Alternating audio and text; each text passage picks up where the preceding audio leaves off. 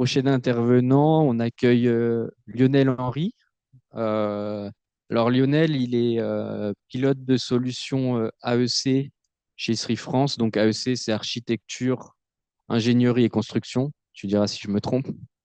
Et Sri est du coup est éditeur du logiciel, notamment ArcGIS, ceux qui connaissent. Lionel était membre du projet National Mine sur la partie convergence BIM et SIG. Et c'est exactement le thème de sa présentation. Merci beaucoup. Bonjour à tous. On lance. Je vais vous présenter en une dizaine de minutes un jumeau numérique du territoire des infrastructures et du sous-sol lié au risque naturel. Donc, on a vu tout à l'heure de la modélisation, des normes, des standards.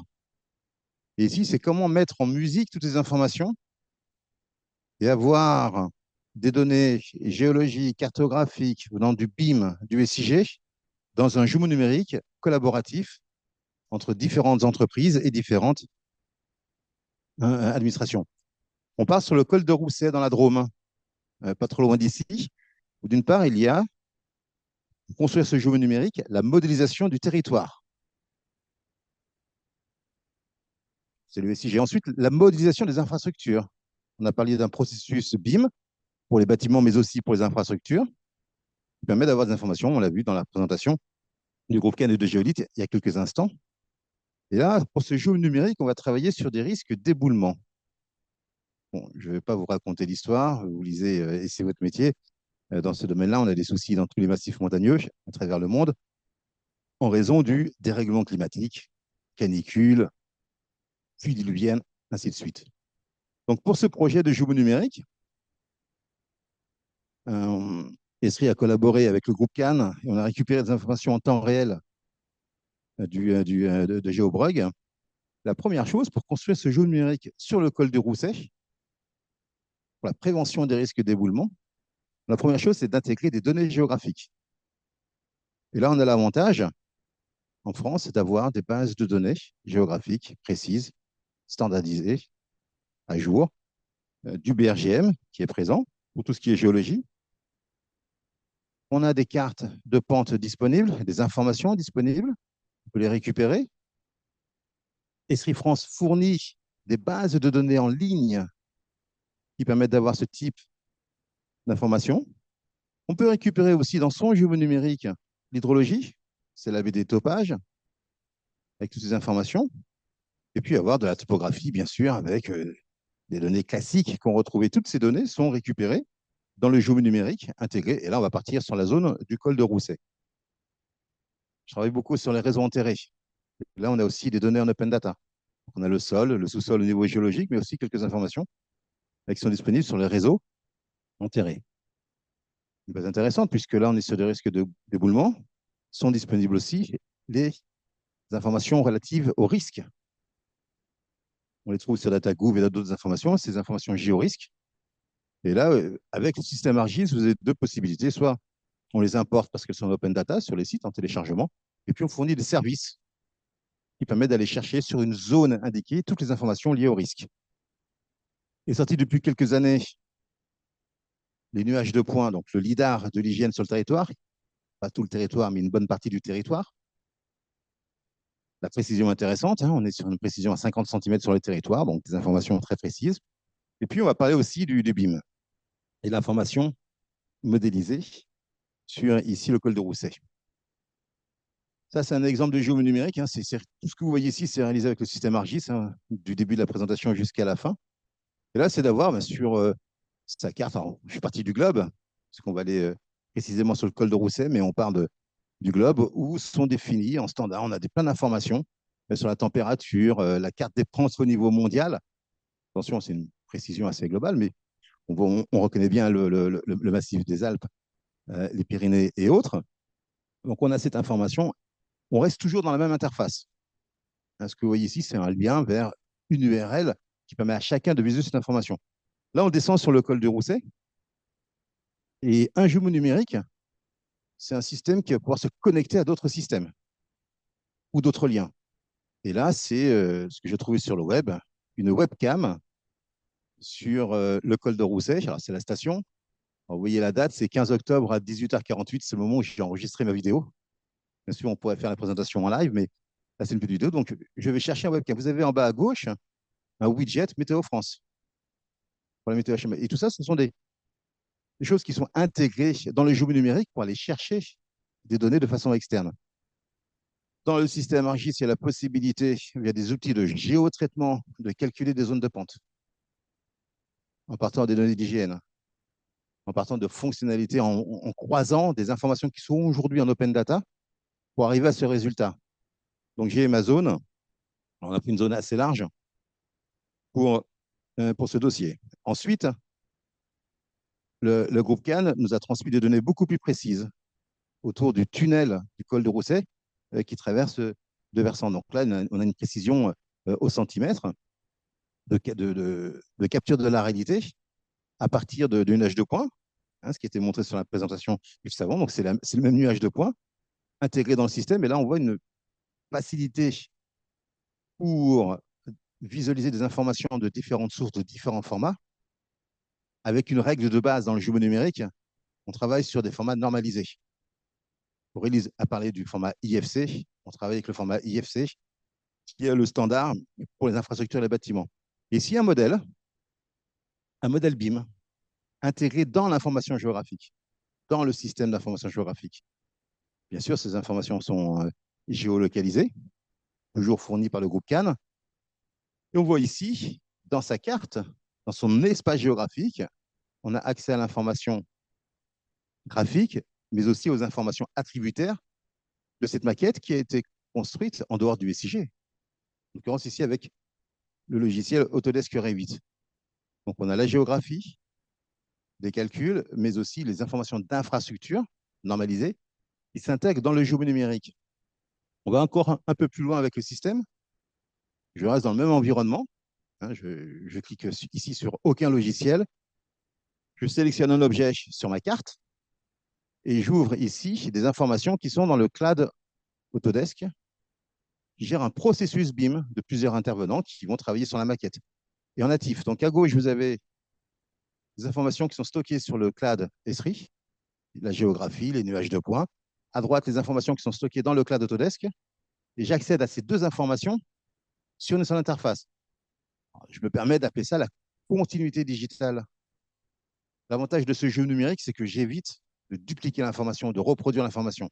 On a tous passé beaucoup de temps à faire de l'import, de l'export, de DWG, de normes, etc. Et on perd les informations ici. On est connecté directement au système. Donc à droite, c'est l'outil Autodesk qui est intégré dans cette application. À gauche, vous avez la géographie, la cartographie, des possibilités de se promener à travers ces informations géographiques, mais aussi ces modèles. Je peux explorer mes bâtiments. Et là, dans la géographie, on peut sélectionner un modèle très vite, avoir des phases de construction, et puis toutes les familles et les catégories de ce modèle pour les afficher ou pas sur sa carte. On a la même chose avec des modèles IFC, dont Aurélie vous a parlé. Familles, catégories, on les retrouve sur la carte. Et là, il y a la possibilité, pour aller encore un peu plus loin, toujours sur cette interface unique, de sélectionner un point sur la carte. Alors là, j'ai pris un exemple pour dire, bon, bah, faire une vérification topo ou autre, quand on est en phase de conception. Et pourquoi pas aussi en phase d'exploitation ou maintenance de ces infrastructures. Où là, je vais choisir sur quel modèle je veux intervenir. Donc, je crée en langage Autodesk, ils appellent ça un problème, mais c'est une information. Je crée cette information sur ma géographie précise. Alors, c'est des coordonnées X, Y et Z. Je remplis quelques champs qui sont disponibles dans l'interface. Ici, je rajoute une description.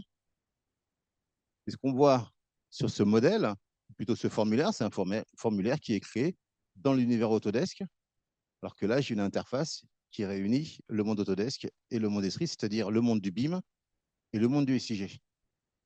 Fait de façon transparente. Bien sûr, je me connecte avec des identifiants pour accéder à ces deux informations, mais je n'ai pas de duplication. Je n'ouvre pas deux logiciels différents ou deux adresses URL différentes pour accéder à l'information. Et ces données. Dans le système d'information géographique, on a des possibilités aussi d'avoir des informations concernant le temps, les inondations. Donc là, c'est juste une illustration, puisqu'on va voir tout à l'heure dans le cas d'usage qu'on va vous montrer.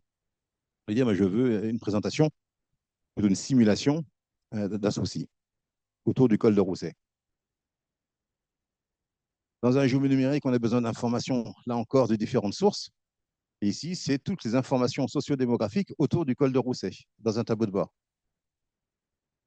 Là encore, les informations que vous avez ici sont des informations open data. Ce sont les informations de l'INSEE.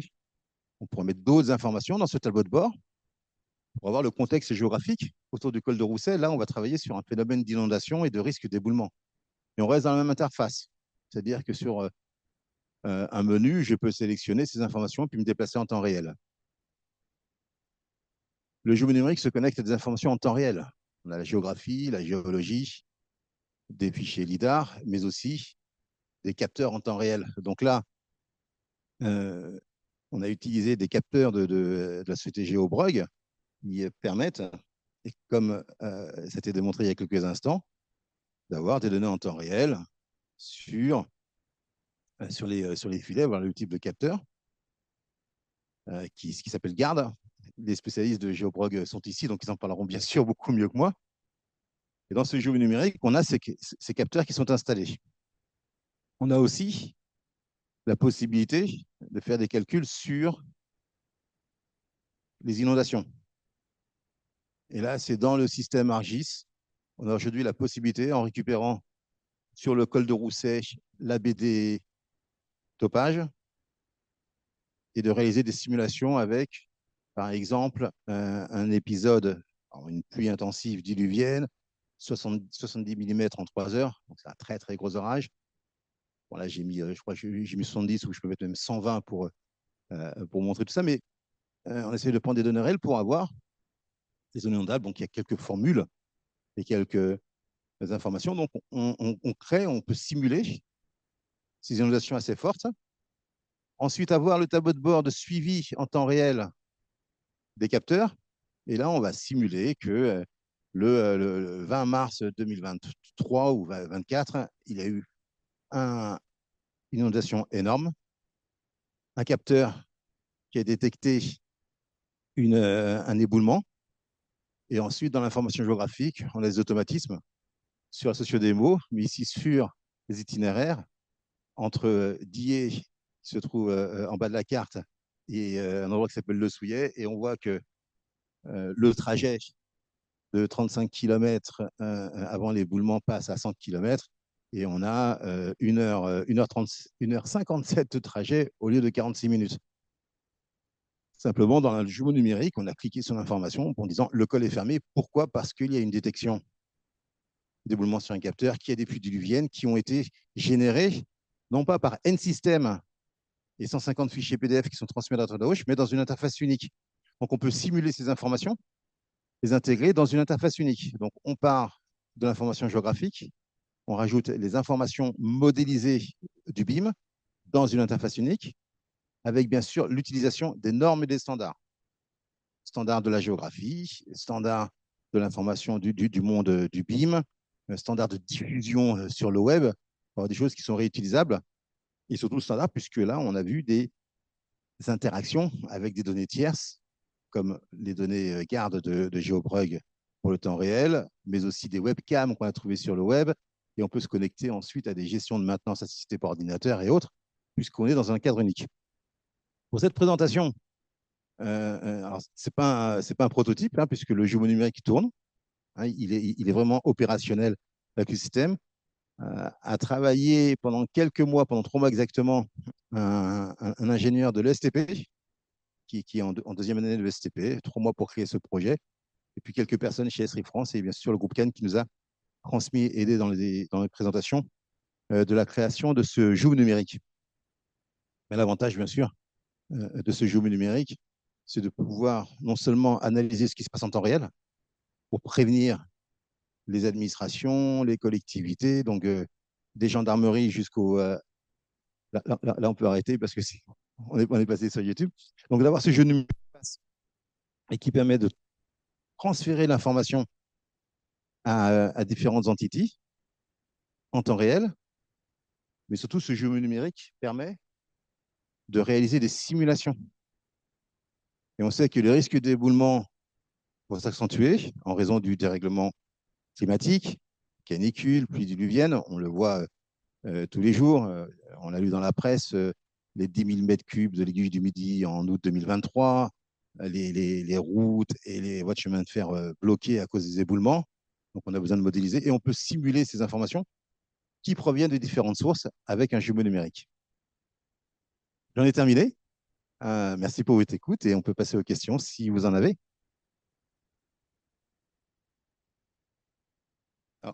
Aujourd'hui, ça reste au niveau du groupe Cannes de Geobrog et d'Esri pour la présentation d'aujourd'hui.